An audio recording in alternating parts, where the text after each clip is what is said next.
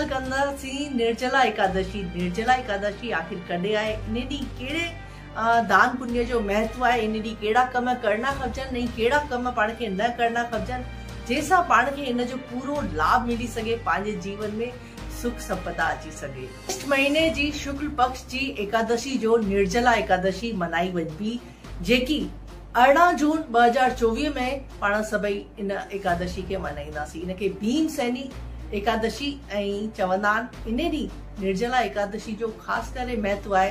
पंहिंजे पूरे वर्ष में 24 एकादशी ईंदी आहे, उन मां अगरि पाण कुझु व्रत नथा करूं पर निर्जला एकादशी जो व्रत करूं था त इन जो तमामु ई वधीक फल आहे ऐं महत्व आहे। पंहिंजे जीवन में घणेई जेकी परेशानियूं अचनि पियूं पंहिंजे घर में, पंहिंजे बिज़नेस में, उहे पाण दूर करे सघूं था।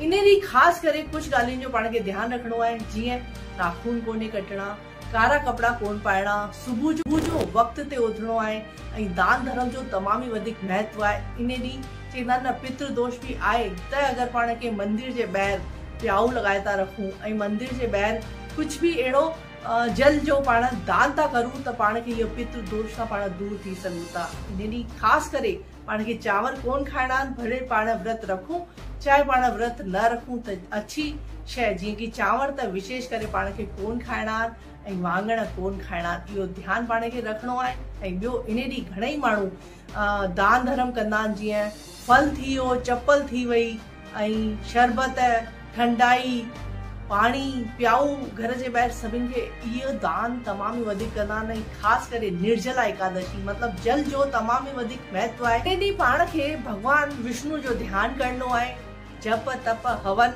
ऐं ॿियो सुबुह जो जल्दी उथी करे सनानु करणो आहे।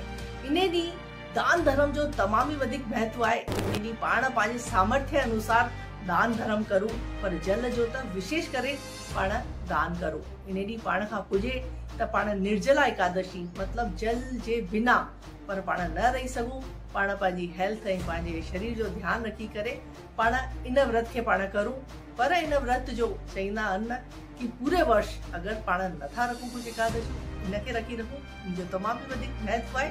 त अचो पाण हिन ॾींहुं 18 जून ते 2024 में मंगल जे ॾींहुं इन व्रत खे पाण पंहिंजे सामर्थ्य अनुसार इन व्रत खे करूं। जय श्री झूलेलाल।